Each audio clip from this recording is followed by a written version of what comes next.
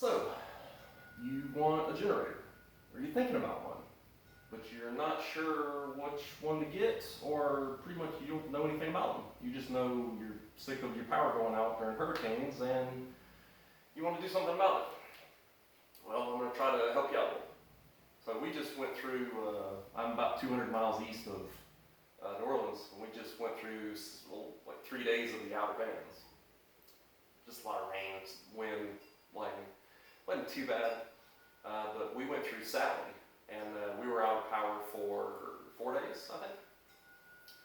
And I had a different generator, a diesel generator, and worked fine for what we had to plug into it. But I had to borrow it, so luckily I was able to use it for the time that I had it. So this hurricane season, about a month ago, I decided I'm gonna get this Predator. So I looked around, did some research for a few weeks, and I was going to get a Champion from Tractor Supply about a month ago, but they said it wasn't in stock because it wasn't seasoned. Definitely was hurricane season a month ago. So anyways, I went to Harbor Freight and got this one, 5,500 running watts, 6,500 starting watts. And this will be more than I'll ever need. And I was thinking about going about 4,000 running watts, but you gotta figure you're gonna put well, you may not, but I'm gonna put a fridge, my deep freeze, a small window unit, some lights, lamps, fans, some chargers for phones, Kindles, whatnot. And that might be pushing 3,000 to 4,000 kilowatts. So I didn't want to max that one out. So I decided to get this one, and I'll never max this one out. Maybe unless I've got a small window unit, about 5,000 BTUs. It'll probably run about 500 watts. So that's pretty small. I'll throw that in a little 10 by 10 room, and everybody kind of hunker down in there, and it'd be fine. But if I wanted to cool like a bigger room, I definitely need a much bigger unit, because like I said, that one 10 by 10 would be perfect. Anything bigger you would need, especially if you got a few people in there, you might want something a little bigger. I was going to go bigger, but the bigger one was about 120 pounds, and I thought once I set that on my window unit or window sill, that might be a little too heavy for it. I don't know. I just didn't feel comfortable with it, so I just got a smaller one. But anyways, so what I like about this one is it's got 4 outlets for 120. A lot of the other ones that I saw only had 2, which would probably still be okay. You would have to run some power strips. I just didn't want to have to buy extra extension cords for all the stuff I needed to run. So I could put my fridge on this breaker and my deep freeze on this one. So your bigger items, you want to separate them. You don't want to put them on the same breaker, the same side of the breaker. So fridge, freezer, window unit, and then this one I'd probably run extension cord to a power strip, and then I could run, a bunch of other things, lights, fans, phones, getting your phones charged. But I really like this one for what it suited my needs for what I needed. So I'll never max this thing out, ever. So that was one of the pluses. One of the minuses is you have to buy the wheel kit and a handle. I forget how much that was, 20, 30 bucks, but it didn't come with the kit, which is kind of a downer. But another plus is this is a 8-gallon tank, which some of the other ones were maybe 5-6 gallons. But this one on half a load can run 14 and a half hours. That's a huge plus. A lot of the other ones on half a load can maybe run 8-9 hours. So this is a huge plus. And I actually had already filled this one up. And I was going to use Stay-Build, but I looked on Amazon and I found Startron.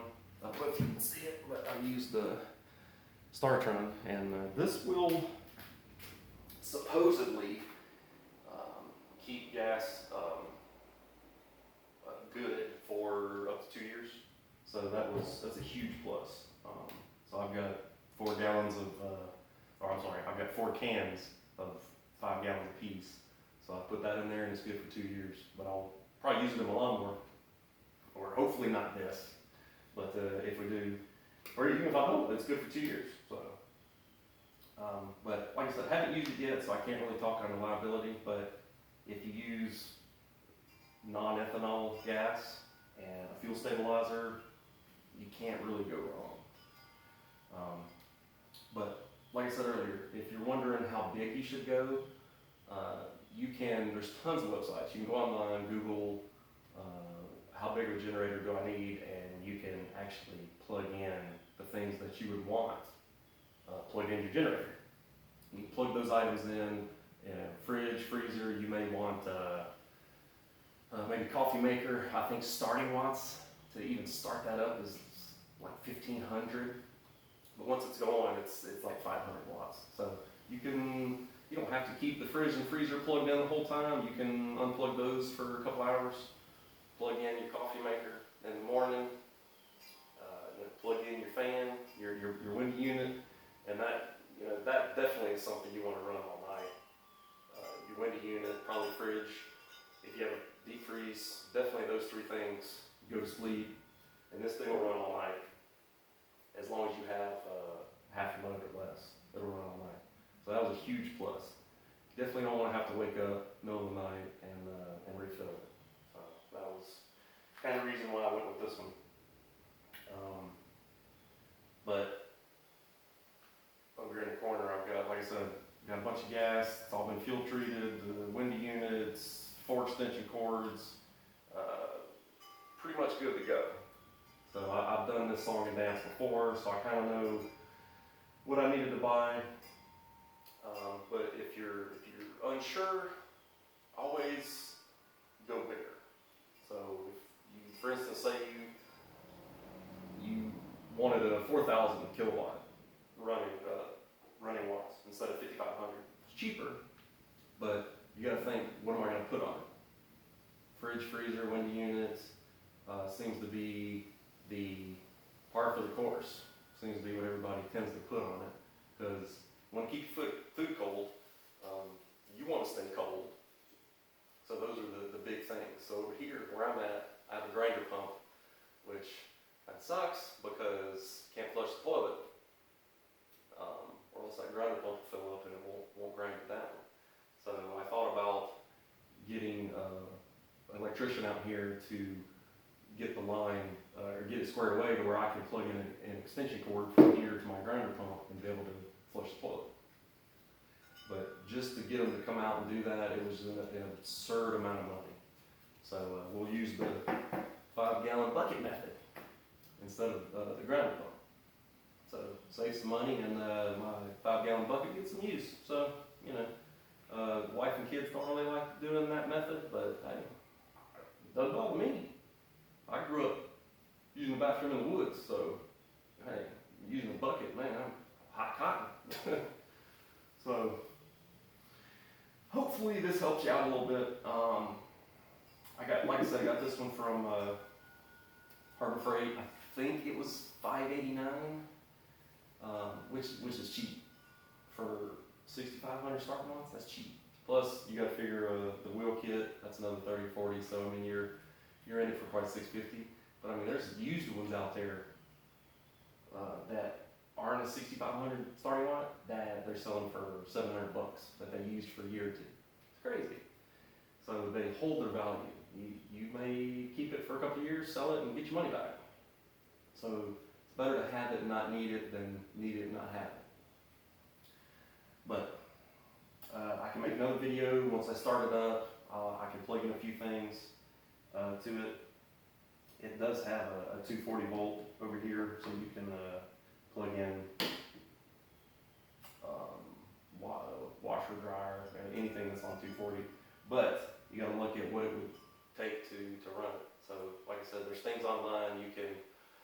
Tons of sites out there. I don't have any off the top of my head, but you just Google it, it'll tell you. You can plug it in and it'll tell you what you need to, what it will take to run it.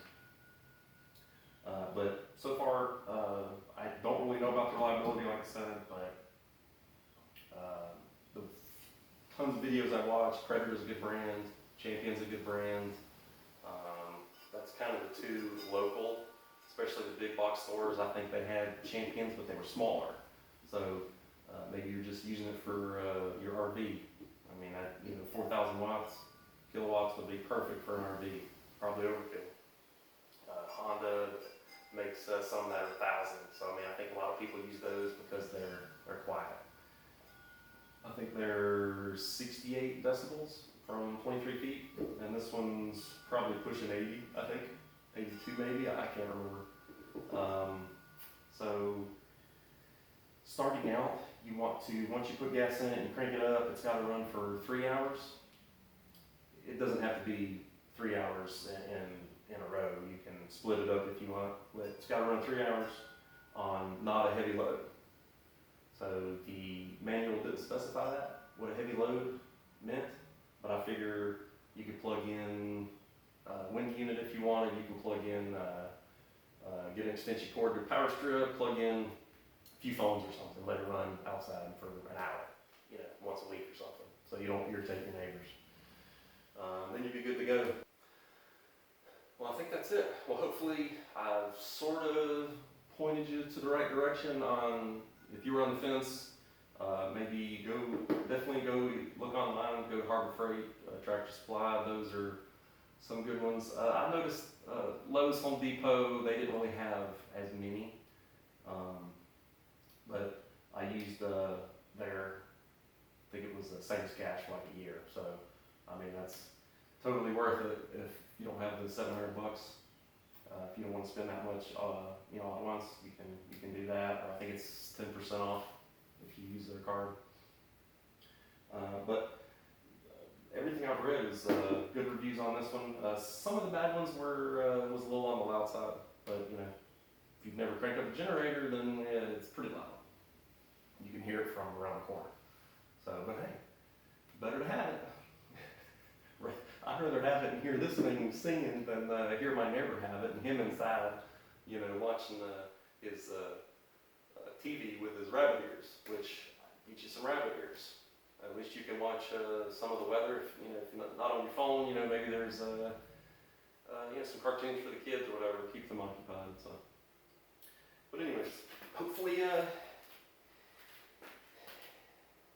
this helps you.